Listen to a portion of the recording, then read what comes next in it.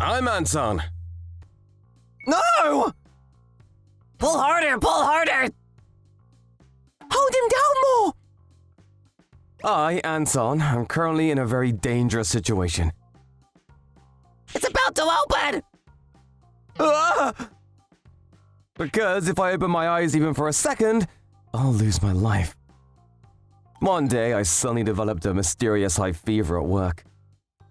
It hurts. And then I was struck with such a violent headache that I could barely open my eyes. What's wrong, Anton? Sorry, I need to go to the hospital for a bit. Will you be alright? What happened to him? I immediately had to stop work and decided to rush to the hospital. And when I finally managed to reach a nearby hospital... if you open your eyes even for a second, you'll die. The diagnosis a doctor gave was shocking. Open eyes and die? Is there such a disease? It's a rare sudden onset disease called malignant visual hypersensitivity. It was the name of a disease I'd never heard of before. The optic nerve and brain are closely connected. The fever will probably subside soon, but your optic nerve is swollen, causing constant neural hypersensitivity. Visual information that centers through the eyes passes through relay synapses and reaches the visual cortex of the brain. In this condition, if you send an enormous amount of visual information to the brain, it won't be able to process it. Blood vessels will rupture, and a cerebral hemorrhage will send you to the next world. What? The next world? By the way, until when can I open my eyes? I can only answer that. It depends on the progression of the disease. Maybe until tomorrow, maybe until a week later. Or perhaps the rest of your life. That's all I can tell you. After that, I had my eyes bandaged, was prescribed fever reducers, and sent home. At that moment, all I felt was despair, as if the life I'd built up was crumbling. I can't open my eyes? I've heard that information obtained through sight accounts for more than 80% of all sensory information. From now on, I'll have to block all that out and live my life. And I don't know for how long. Sorry, Alex, I'm going home for today. Are you alright? Please take it easy today. Anyway, I decided not to return to the office that day and went straight home in a taxi arranged by the hospital. But once I got home and calmed down, I began to question the doctor's diagnosis. Dying just from opening your eyes? I've never heard of such a disease. There's a possibility it was a misdiagnosis. Maybe nothing would happen if I opened my eyes. So I nervously tried to open my eyes, but here I go. I'm opening them. I'm opening them now. But the next moment, no, I can't. I'm too scared. There could be that 1 in a million chance. I hesitated to open my eyes. Given the doctor's diagnosis, the risk of checking by putting my life on the line was too high. And so, from that day, my life of absolutely not being able to open my eyes began. Ow! And it was more harsh than I could have imagined. I hadn't realized how difficult life without sight would be. It's my own house. I should roughly know the layout and where the furniture is. But I ended up bumping into things all over the house and getting covered in bruises. And then... Who's there? I heard some noise from inside the room. There shouldn't be anyone else here but me. If someone's there, answer me! But there was no response. Was it my imagination? I felt like someone was in my house. But I was probably just becoming paranoid after suddenly losing my vision. Good morning. Anton, what happened to you? What's with that? Well, it's hard to explain, but I've come down with an illness. And it seems I can't open my eyes for a while. What? I've never heard of such a disease. That sounds tough. Well, it's alright. I'll try to manage on my own somehow.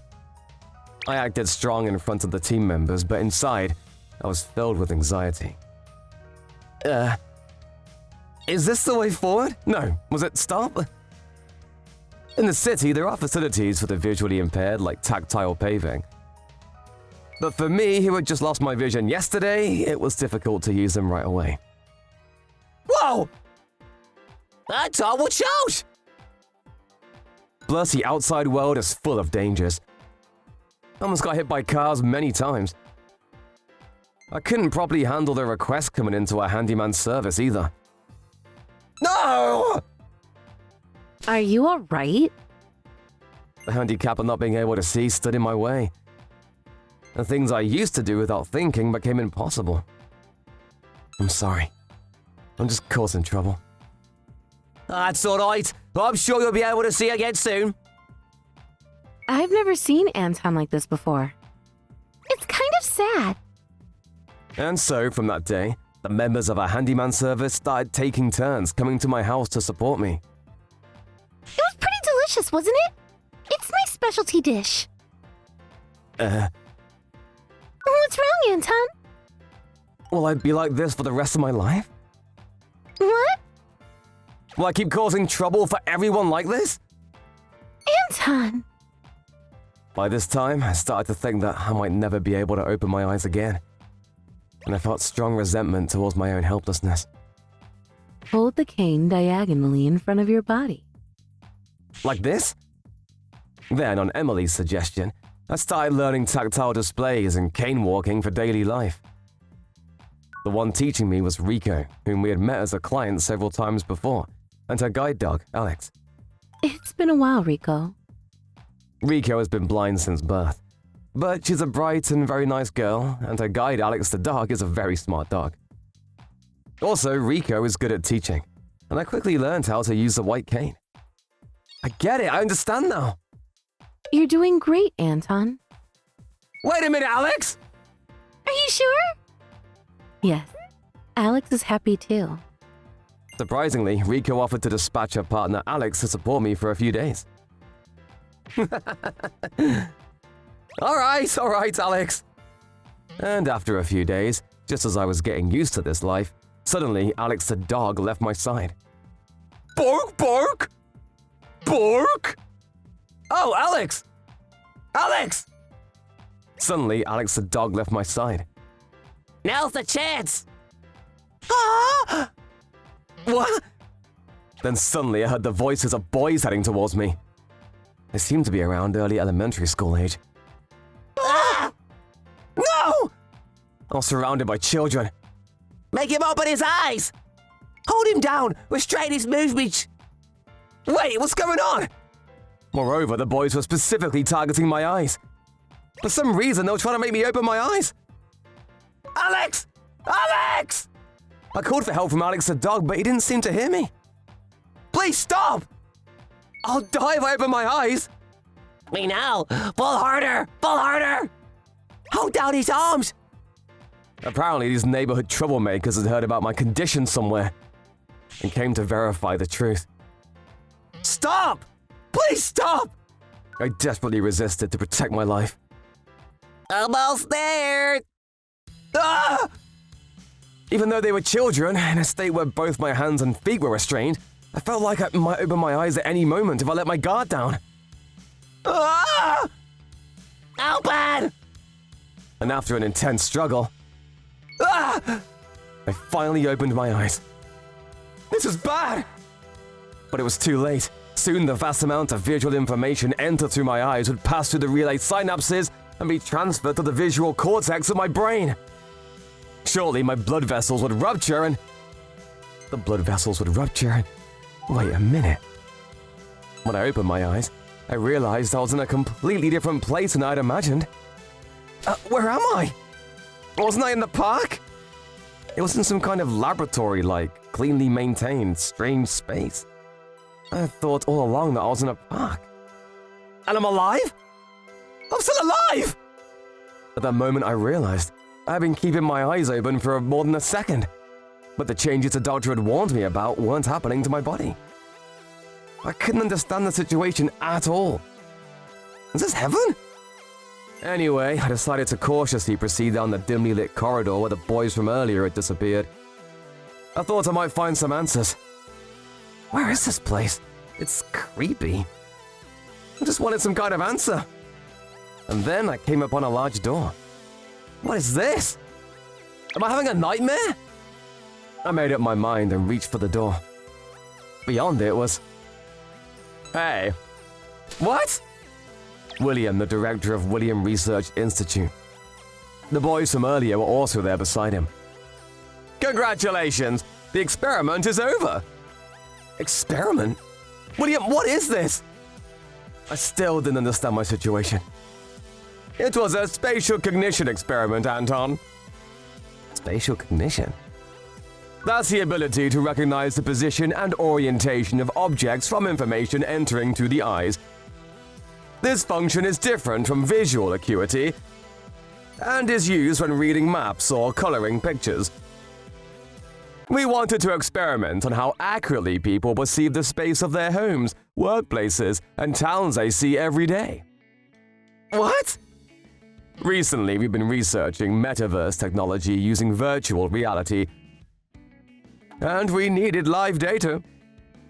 That's right, at that time, in the midst of my consciousness that was hazy from the headache, I'd aimed for the hospital, but the place I entered wasn't a hospital, but William Research Institute. I was surprised when you suddenly visited my office. I'm sorry, it seems I've had a fever last night. But at that time, he immediately realized that my symptoms were just a fever. William decided in an instant that this was an opportunity and started the experiment by giving me a false diagnosis. If you open your eyes even for a second, you'll die. What? I do have a doctorate in medicine after all. Here's your compensation then. What? I felt relieved and my strength drained away. There was absolutely no problem with opening my eyes. I've been under surveillance by William the whole time. Is it just my imagination? And today, Alex and I were led by the tactile paving set up by the Research Institute and came all the way here. Well, I got $1,000,000 yen, and there was nothing wrong with my eyes. I don't quite understand, but it seems I was just being played in the palm of William's hand. But through this experience, I realized how difficult it is for people with visual impairments. From now on, I became determined to provide more support to people with handicaps than before. Thanks for watching, everyone. Come back again for more, and don't forget to subscribe to the channel.